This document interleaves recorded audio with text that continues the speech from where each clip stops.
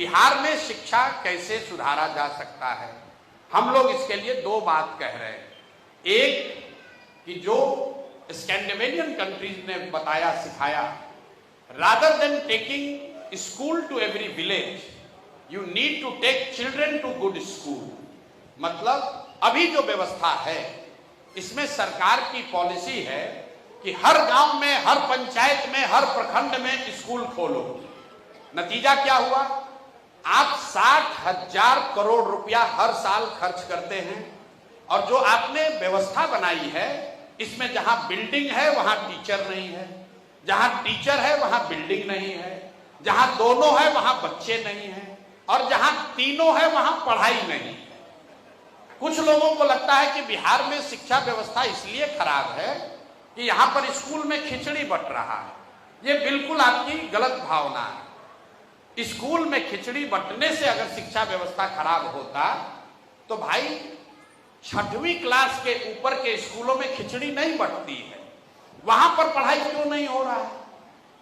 कुछ लोग घर में बैठ के कमेंट्री करते हैं कि ये जो नियोजित शिक्षक लोग आया है, शिक्षकों की गुणवत्ता खराब है इसलिए शिक्षा व्यवस्था खराब हो गई। ये भी बिल्कुल गलत बात है। अगर नियोजित शिक्षकों की वजह से शिक्षा खराब होता तो पटना साइंस कॉलेज में पढ़ाई क्यों नहीं हो रहा है? पटना कॉलेज में क्यों नहीं पढ़ाई हो रहा है? वहां तो नियोजित शिक्षक नहीं है। शिक्षा की व्यवस्था इसलिए खराब हुई है कि समाज और सरकार, ध्यान दीजिए, समाज और सरकार दोनों की नजर में शिक्षा की महत्ता है ही नहीं। जो गांव देहात में आप जाइएगा, लोगों के लिए जो विद्यालय है वो सरकारी सुविधा पाने का केंद्र बन गया है। अगर आपका बालक, आपका बच्चा किसी विद्यालय में पढ़ता है, साइकिल का पैसा नहीं आया, पोशाक का पैसा नहीं आया, तो आप जाकर हेडमास्टर से झगड़ा करते हैं। लेकिन उसी विद्यालय में अगर गणित के टीचर नहीं हैं तो आपको कोई चिंता नहीं है, क्योंकि आपके लिए विद्यालय पोशाक और साइकिल पाने का केंद्र है। सरकार के लिए भी जो विद्यालय है वो शिक्षा संस्था नहीं है। यहां पर बैठे हुए लोग ये सोचते हैं, अरे भाई इतना मास्टर सबको पैसा दिया जा रहा है, पढ़ा तो ऐसे भी नहीं रहा है, तो चलो इससे कुछ दूसरा ही काम कराओ, वोटर लिस्ट बनवाओ, स्वच्छता का काम कराओ। तो कहीं ना कहीं समाज और सरकार दोनों की नजर में शिक्षा की प्रायोरिटी नहीं रही है, उसकी वजह से यह व्यवस्था बिगड़ी है। सुधारने के लिए हम लोग क्या कह रहे हैं?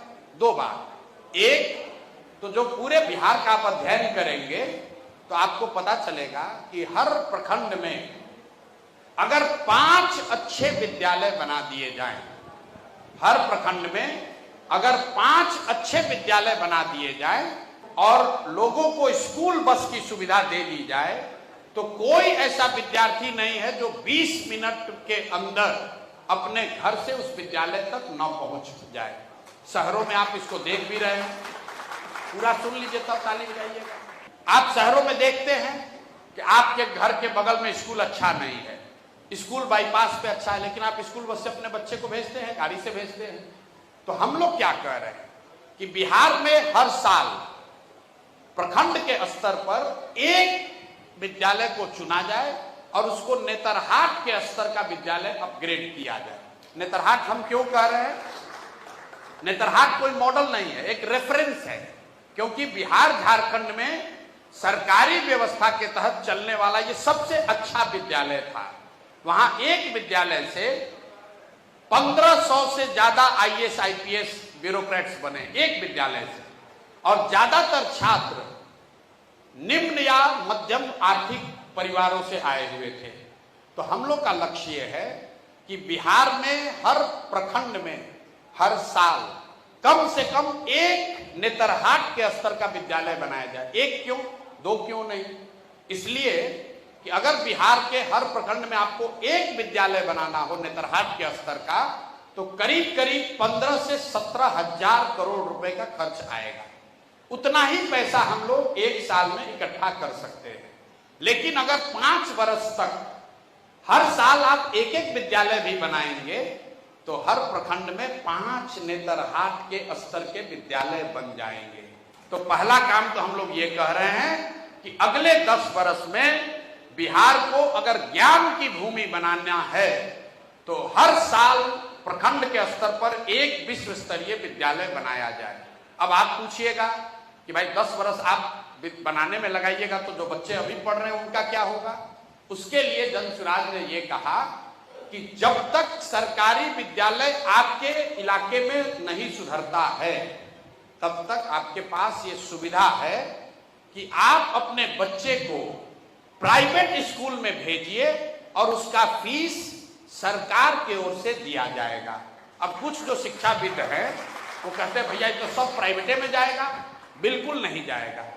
अमेरिका में जैसे कई राष्ट्रों में ये व्यवस्था है, पेरेंट्स को सरकार ये विकल्प देती है कि आप पब्लिक में जाइएगा या प्राइवेट में जाइएगा।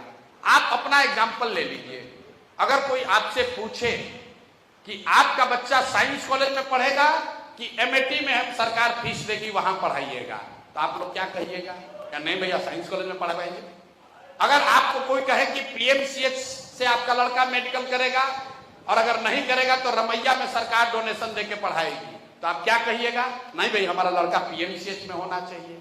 तो ये पूरे वर्ल्ड का प्रूवन मॉडल है।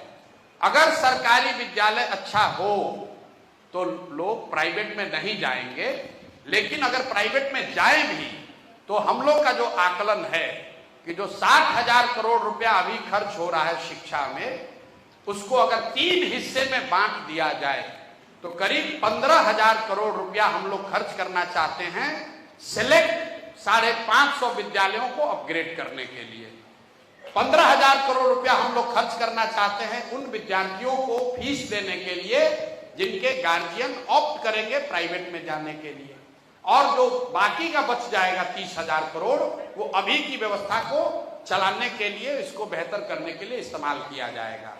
अब आप में से कुछ लोग अभी भी ये कह सकते हैं कि भैया प्राइवेट पर आप ज्यादा जोर दे रहे हैं। ऐसी बात नहीं है। सरकारी विद्यालय अगर आप नहीं सुधारते हैं तो लीगली भी देखिए, आरटीई में कहा गया है कि सरकार की ये जिम्मेवारी है कि हर बच्चे के लिए पढ़ाई की अच्छी व्यवस्था की जाए। तो जब तक आप सरकारी विद्यालय नहीं सुधारिएगा तब तक आपको बच्चों को प्राइवेट में पढ़ने की सुविधा देनी पड़ेगी। अंतिम बात, कई लोगों को लगता है कि सरकारी विद्यालय फ्री है। बिहार में प्राइमरी विद्यालयों को चलाने का जो खर्च है, एक बच्चे का एवरेज कॉस्ट 864 रुपया है।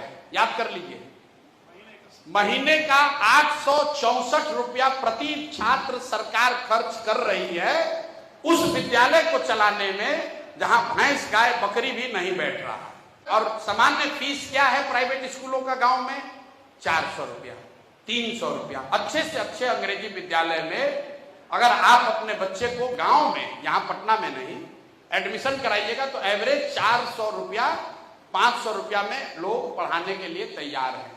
तो हम लोग उसके लिए प्रोविजन कर रहे हैं कि हर परिवार में 2 या 3 बच्चे हैं, अगर आप उसको 1500 रुपया महीना दे दीजिएगा तो कम से कम वो अपने बच्चे को प्राइवेट स्कूल में पढ़ाएगा, अपनी जिंदगी अपने बच्चे की सुधार देगा।